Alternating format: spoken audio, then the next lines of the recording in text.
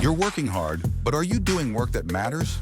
You answer emails at the speed of light, you juggle 10 projects, and your calendar is a rainbow of meetings. But at the end of the day, have you actually moved the needle on your most important goals? Or did you just tread water faster? What if I told you that the world's most successful people, from Bill Gates to Carl Jung, mastered a single skill that you've been conditioned to ignore? In his best-selling book, Cal Newport gave it a name: Deep Work. And today we're giving you their playbook. So what is deep work?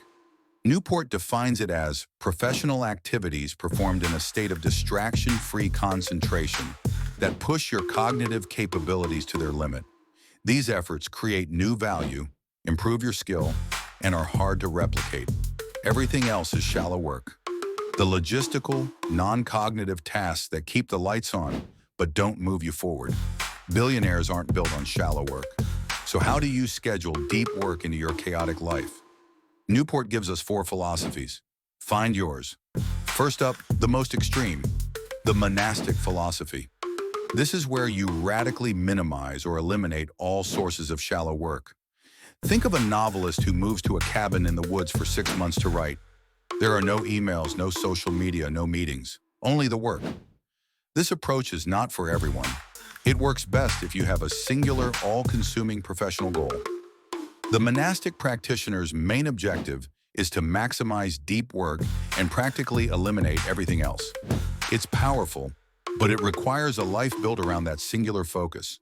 The monastic takeaway?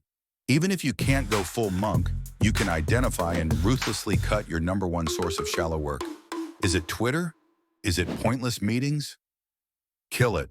That's the monastic spirit. Next up, the more balanced approach. The bimodal philosophy.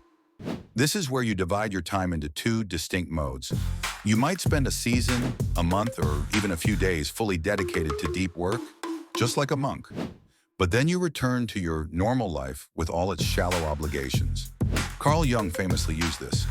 He would see patients in his busy city practice, but would retreat for long periods to a stone tower he built in the countryside to write and think. The key is that the division is clear. When you're in deep mode, you are 100% deep. The bimodal takeaway? Schedule a deep work day, just 1 day a month or even every Friday. Set an autoresponder, turn off your phone, and dedicate that entire day to a single important task. Protect that time like a fortress. Now for the most popular and practical philosophy, the rhythmic philosophy. The goal here isn't to go on long retreats. It's to build a consistent, daily rhythm of deep work. You create a habit, you build a chain, and your only job each day is not to break it. This is for people whose schedules don't allow for long periods of isolation. The rhythmic method says, I will do deep work from 6 a.m. to 7:30 a.m. every single morning. Or I will block out the first 90 minutes of my workday for my most important task. The time of day doesn't matter. The consistency does. The rhythmic takeaway? Start your chain. Get a calendar, and for every day you complete your deep work session, draw a big red X. After a few days, you'll have a chain. Your only job becomes not breaking the chain. This visual feedback is incredibly motivating. Finally, the most advanced approach, the journalistic philosophy. This is for the deep work masters. A journalist is trained to switch into writing mode and produce high-quality content on a tight deadline, anytime, anywhere. This philosophy applies that skill to deep work. The journalistic practitioner can fit deep work into any unexpected gap in their schedule. A meeting gets canceled, that's a 45-minute deep work session. A flight is delayed, that's 90 minutes to tackle a hard problem.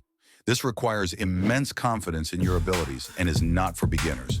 The journalistic takeaway? You might not be ready for this full time, but you can practice it. Before your week starts, have a pre-planned list of deep work tasks that you can do in 30, 60, or 90 minutes. When a gap in your schedule appears, you don't waste time deciding what to do. You just execute. So which one is for you? It's simple. Monastic if your life's work is one single thing. Bimodal if you can block out whole days or weeks. Rhythmic if you have a regular schedule and want to build a consistent habit. And journalistic, if your schedule is pure chaos and you've already mastered the skill of intense focus. Stop seeing focus as a feeling. It is a skill to be trained and a resource to be scheduled.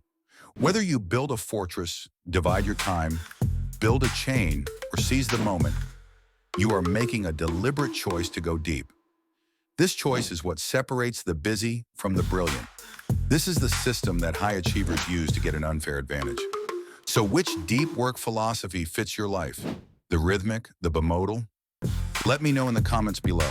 And if you're ready to build your own system and get weekly tips to optimize your focus and productivity, hit that subscribe button now. Welcome to the Deep Life.